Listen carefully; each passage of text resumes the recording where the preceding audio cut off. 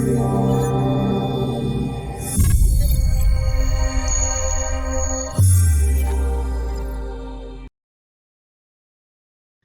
everyone. Thank you very much, Jonathan, for inviting me to this GCI Virtual Conference on Europe. I'm sorry not to be with you this year, obviously, and very sorry that we can't be doing this live and in person, but I hope that this makes up for some of it. My name is Tim Phillips. I'm from Cbd Intel. We have worked with Jonathan and his team for a number of these events, and I'm very pleased to be here again. The quick introduction about us: we're a data company, a data service, independently providing data on the CBD sector globally. We're based in the UK, and we have a big analyst team in Barcelona. So we're about 30 analysts. We don't just cover CBD, but I think that gives us an advantage. And we have a team of lawyers who are tracking the regulatory side of CBD, and then a team of market analysts and economists tracking the market data side. Today, I'm going to talk to you about what happened in 2020. It's not over yet. We've got another quarter to go, and there's obviously a lot of riding on what happens with the presidential elections in the US and so on. But I'm going to talk a little bit about some of the major things that have happened this year. We'll talk about some of the products and pricing developments that have taken place. There's lots going on that's changing in the CBD sector, as I'm sure you're all aware. Talk about some of the diversification of products, which is quite interesting. What are the new formats that are coming through?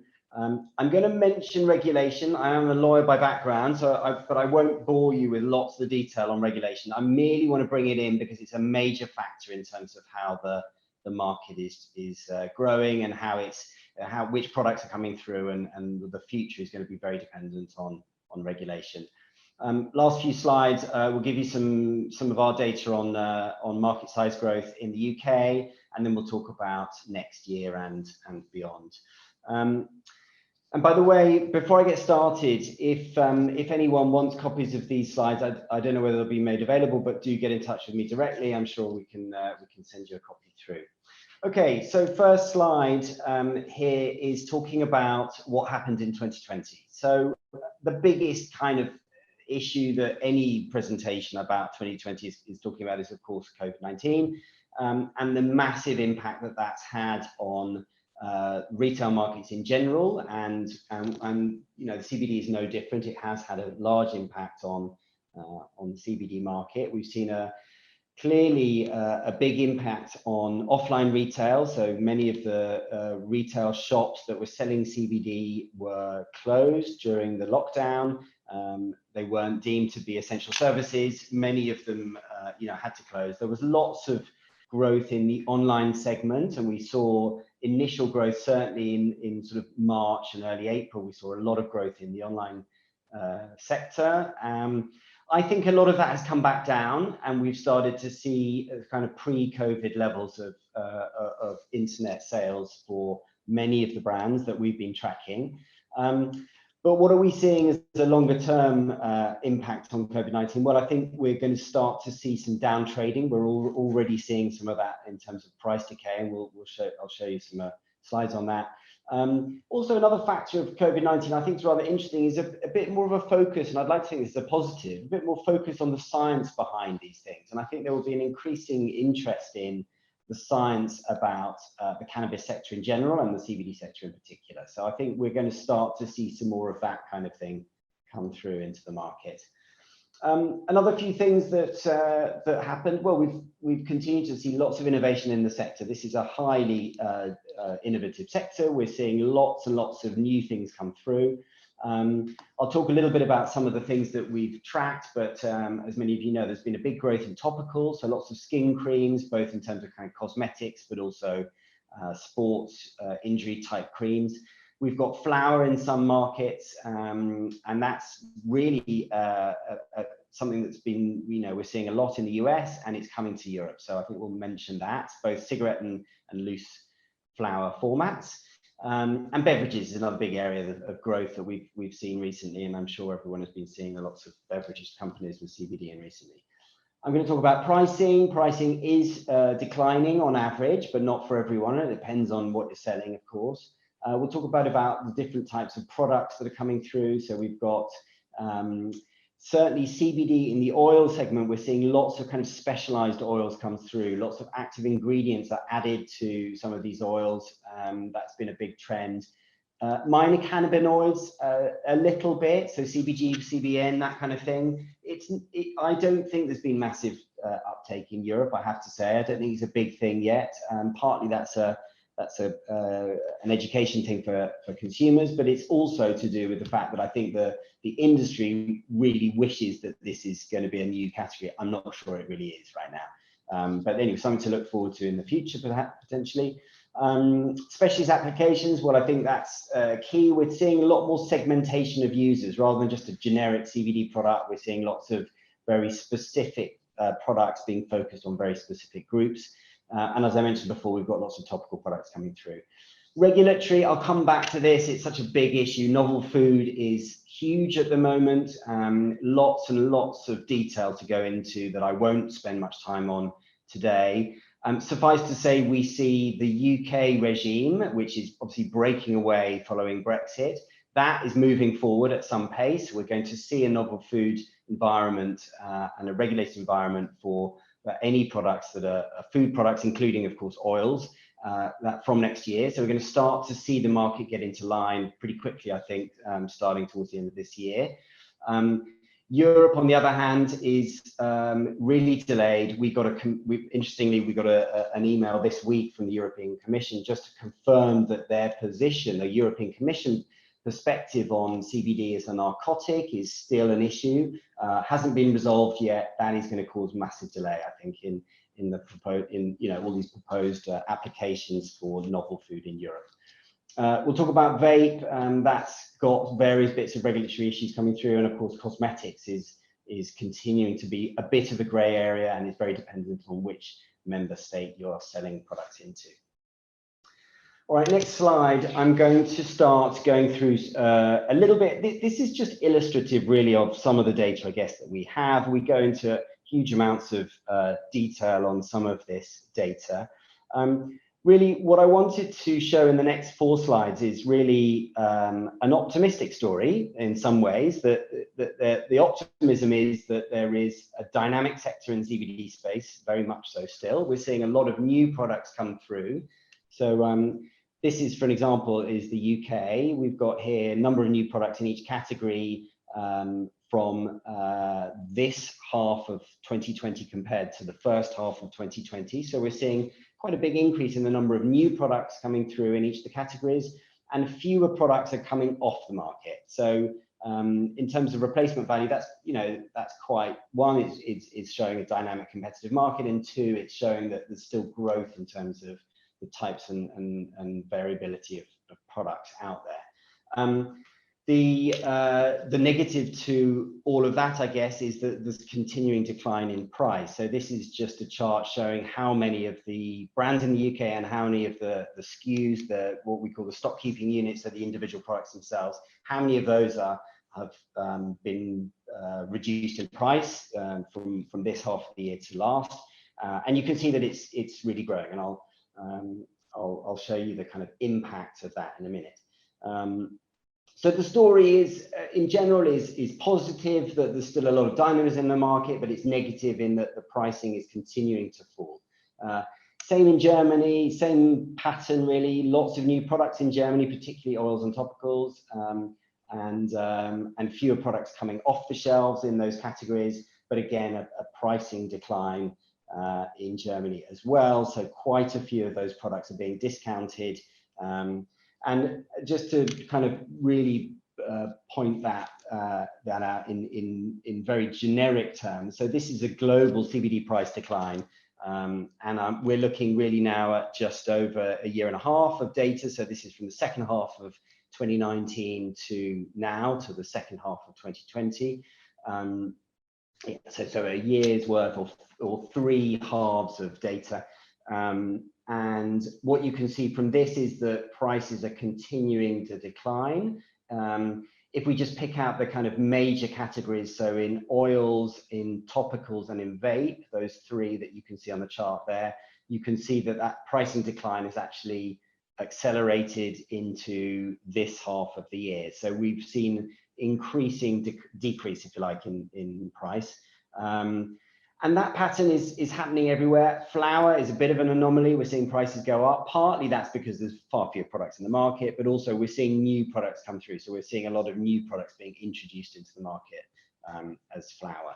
So I guess that's a negative story, but I think everyone knows that this is what's happening in the market. It was to be expected. The margin on CBD products for a long time has been very high, and that's being eroded over time. It's no surprise. That's what happens in very fast-moving growth markets. Inevitably, that growth phase slows, and I think that's the stage we're at for CBD. So yeah, also worth pointing out that this CBD price decline chart that I've got up right now is talking about prices combined from a number of different European markets and the US. And we've got all those prices sort of individually, of course, but I think it's quite interesting to see just globally, Europe is no different to the US. In fact, it's probably slightly less advanced in terms of the price decline compared to the US. So, this pattern is happening everywhere. It's happening in the wholesale market as well. Of course it is. And we're seeing prices come way down in the wholesale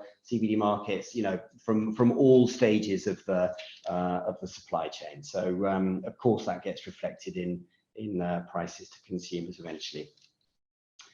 Okay, moving on to the next slide. I think this slide is something that we've talked about a number of times, but one of the major attributes of the CBD market globally is just how many brands there are in the market at any one point. And it seems to me that sort of new that new growth in products and the dynamism around the sector is not slowing down. So we are seeing huge numbers of brands. We've got just in the US, for example, over 2,500 products online. Those are brands. Those are not even individual products. That's a really fragmented market. And as you can see there, nearly 1,000 brands offline. Even in the European markets to the right of the US, you can certainly see UK is leading in terms of number of brands. That's no surprise because it's the biggest market. And it's clear, the pattern in all of those European countries, that there are many more brands online than there are offline. So we're seeing a lot of brands still in the market. And again, I suppose I've posed the question, is this market saturation? I mean, it's not yet, but I suspect it's about to be. I think that the way that the number of brands in the market has continued, not all of them can continue to stay. And I think we're going to see, particularly with these regulatory changes that are coming up, we're going to see a big decline in the number of brands. We're going to start to see quite a lot of filtering out of brands that maybe don't want to go through the regulatory process, or frankly aren't making the kind of profits that they thought they would be. So I think this will decline really quickly now going into next year. All right, I mentioned some of the dynamics around the product. So we talked about lots of products coming in. I thought it would be worth mentioning as well that we're seeing a lot of diversification in terms of the formats for the product. So I've got a slide here on UK oils.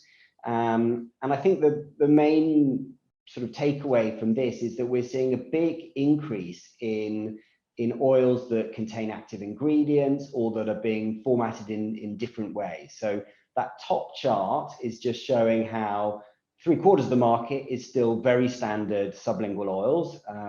And those are still the mainstay of the market in all European markets, but we're starting to see creep in more and more of these sort of alternative products, whether they contain other kinds of active ingredients, whether they are sprays, different flavored oils, and various other different types of formats. It's clear that consumers are interested in these kind of products, and I think we're going to continue to see lots of growth in those kinds of formats going forwards.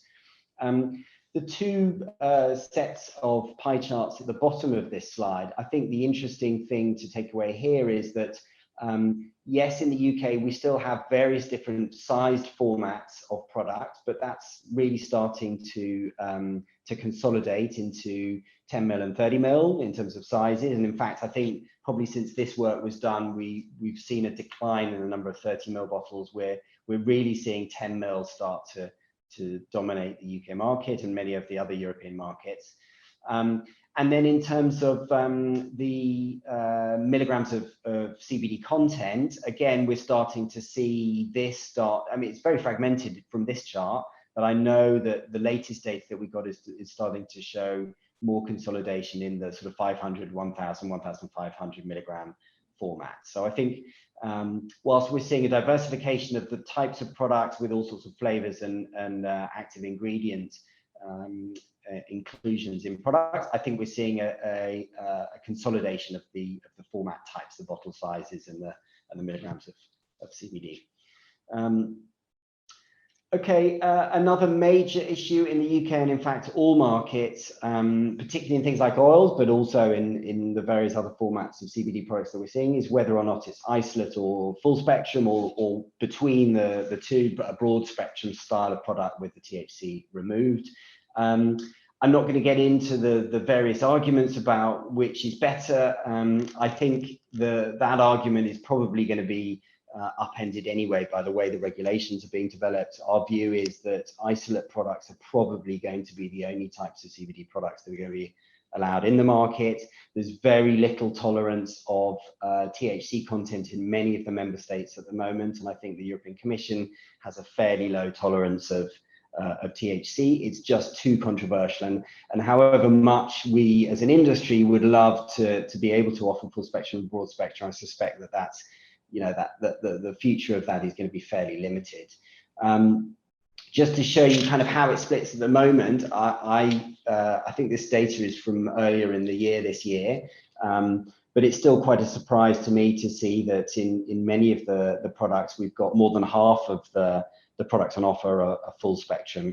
I think that's going to come well down. You know, in oils, certainly the likelihood that oils are going to get through some kind of a novel food application process with a full spectrum product, I think the chances of that are relatively low. And I'm very happy to talk more about that. That's a very complex issue, of course, but I think inevitably we're going to see a reduction in the number of full spectrum and an increase in the number of isolate products in all categories.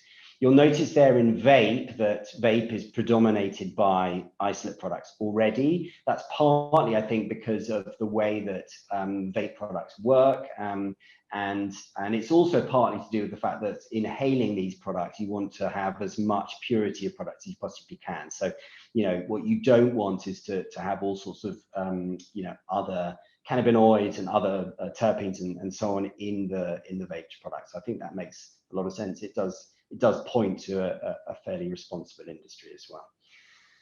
All right, moving on to the next slide.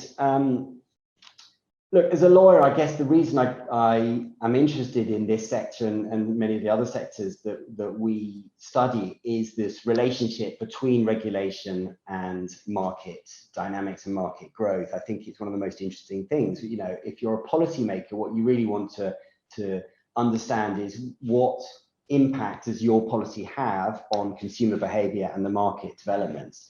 And I think this slide is just quite interesting. It's a very busy and rather multicolored slide, and I'm sorry for that, but if you can see it, what we're really trying to show here is just that with all the countries that we've listed at the bottom there, the product makeup of CBD products in each of these markets differ greatly. And look, I'm not going to get into the methodology of how we do this, but effectively we're just splitting up the markets to show which brands have each of the different types of product formats that are set out there. And you will see that the predominant format in all countries is oil. Those are really very strong product formats in all the markets, both the US, the UK, and all those other European markets.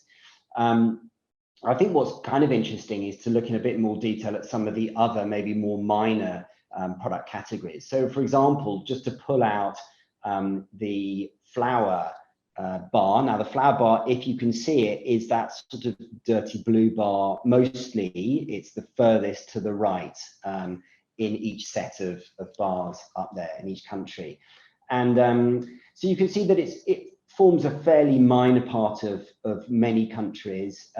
It's zero in Germany. They've got a very strong policy on not allowing flour into the market in Germany, even though I'm sure there is some, but in terms of the way we pick up these brands, it doesn't show up on our tracking. But you will also notice if you look at Italy and Switzerland, where, and in Switzerland for a while, the product was not only allowed in the market, but also taxed. You can see that it forms a really quite large part of the market. And I think that's just to illustrate that the way that you enact legislation has a massive impact on the way that consumers buy products and so on. Another example just to pull out is to the left of the flower bar is a pet products bar, which is a kind of sort of orangey yellow color, hopefully. And again, it's a fairly minor product segment for many of the brands in each of these countries. It's interesting, though, to look at the UK, where it's quite clearly not allowed. There are some pet products in the UK market. It's a very small part of the UK market. It's allowed in the US, and it's a really quite big part of the US market. So again, these things are, they really point to the relationship between regulation and the market dynamics. The last point on this slide is just that I mentioned that oil is a dominant category in all of these countries at the moment. I think that's going to change. I think we're going to see the product mix change, and you can already see in the US on the far right there, you can see that oil is far less important. We're getting a lot more kind of topicals and edible products come through. And indeed capsules. So whilst there's still products that are ingested, we think that oils as a format is perhaps not going to be as dominant going forwards. I think consumers still find oils quite a strange way to take a product, and I think it's quite likely that it'll move anyway into other formats that are kind of, I guess, more consumers are more used to.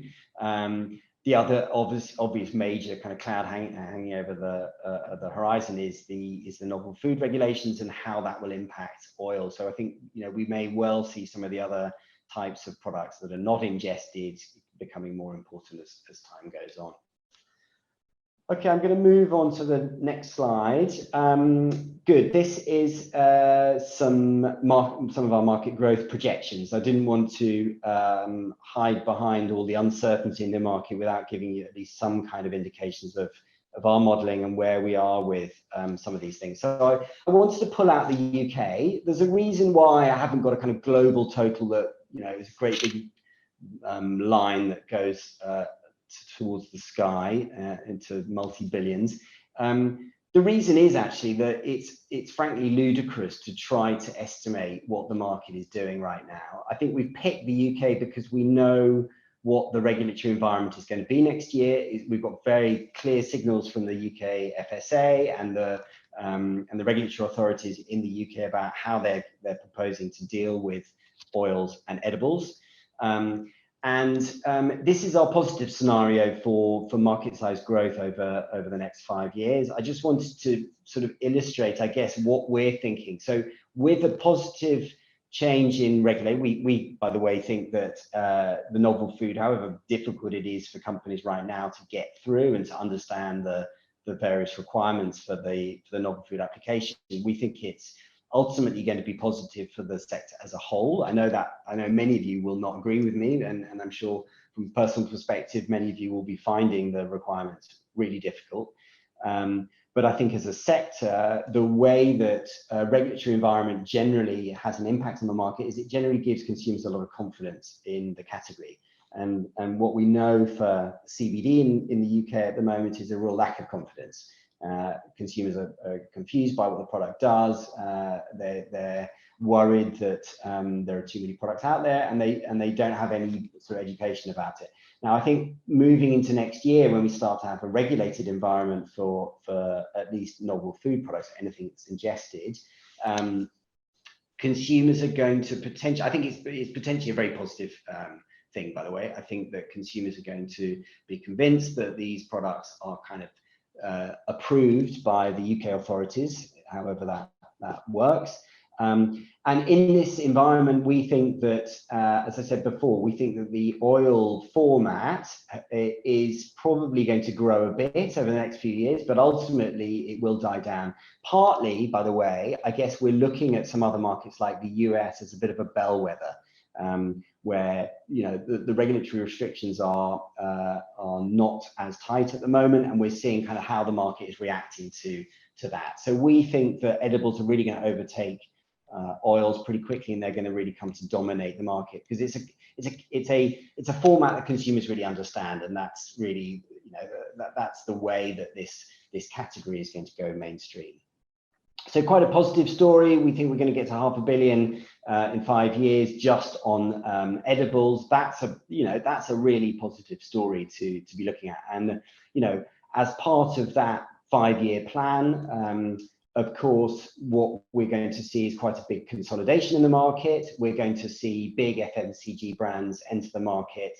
We're going to see this category go pretty mainstream. So we're going to start to see lots of edible products in the supermarkets, and we're going to be seeing this as a major part of lots of adult consumers' lives. So as I said, that's a very positive scenario. I think I'm afraid I do also have to give you a negative scenario, which is this. Which is showing where we are right now in terms of edibles and oils, and a pretty sort of damning decline over the next few years. This scenario, I'm much more towards the positive scenario, I have to say. So that's rather optimistic, isn't it? This negative scenario, I think we put together a bit earlier in the year. It was based on the fact that when you've got a new regulatory situation, you don't know how it's going to be implemented, and so if the novel food regulations are delayed, if they are badly implemented, if they're not enforced, so no one bothers to comply, if you like, and companies that do spend lots of investment in putting in a proper application, doing all toxicology studies and so on required, and they find that actually come 2021, 2022, none of their competitors have bothered and they're not being taken off the market. I think we're going to see a slump, because we're not going to see a consolidation in the market. Consumers are not going to get the confidence that they need. We're going to have very little clarity around the market going forwards. We're not going to get investment in the sector, and I think we're going to, as a result, we're going to see a market that slowly declines, as we're showing here. As I said, I don't want to dwell on this too much. I'm much more optimistic. I have to say I'm much more in the positive scenario. But I just wanted to give you the sort of range that we're looking at, and some of the things that we're thinking about that affect these projections are really complicated and very difficult to determine. So there's a reason why I haven't done one of these for the whole of Europe. It's because right now we really cannot see. We don't have a crystal ball. We really can't see the timetable for a novel food environment where products are allowed into the market and the market goes mainstream in Europe. And I think it's, whilst we do have projections, I think we're far less secure with some of the assumptions that go into those projections. Good. I am now coming towards the end. So what lies ahead in 2021? This is the next slide. I think we've touched on quite a few of these, that we're going to see a continuation of lots of regulatory developments in this space. CBD is highly controversial, connected very much to cannabis, with all the kind of good and bad things that implies. We've got major policy initiatives, as we all know, in terms of food products, so novel food, both in the UK and the EU. One thing I should mention, I think, as I said, I think that the UK is going to be in a position to be awarding approvals for novel food, CBD containing products, much sooner than the European Commission will be. So I think we're going to see a UK market post-Brexit with a number of products that do get approved. I think that's going to put some of these UK companies at a huge advantage compared to their European competitors. They're going to have a lot more market knowledge. They're going to understand the regulatory environment. They're going to have done the work required in order to get an application into the UK Food Standards Agency. That will give them a massive head start when the European market is ready to accept applications for the European system. So I think a lot of those things are going to mean that the UK market retains its kind of market leading position in Europe and potentially grows. So that's food. Vape, I mentioned. We've got, the main thing around vape, and in fact around flower as well, is that in many cases, governments and the European Commission are looking at CBD and hemp products as tobacco replacements, tobacco substitutes, if you like. So it's already been talked about in being included in the Tobacco Products Directive, which looks at vaping products as a whole, and so it's likely that CBD will be included in the regulations on that. They're also looking at CBD being included in the Tobacco Excise Directive again, so potential for this product to be taxed in vape, in both vape and potentially in flower. Again, these kinds of things will really change the way the market develops, and so they're very important to track very closely.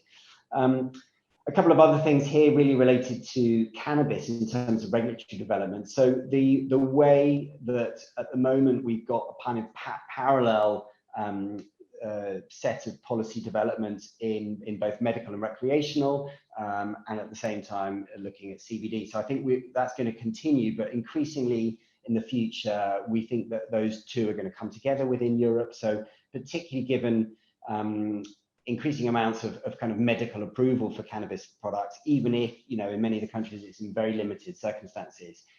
The way that medical environment for CBD products in particular will interact with a consumer-facing CBD market is going to be very important. As I put there, though, the medical developments in terms of policy are really slow moving. I mean, it's been a real disappointment to the cannabis sector, I think, how slowly Europe's moved.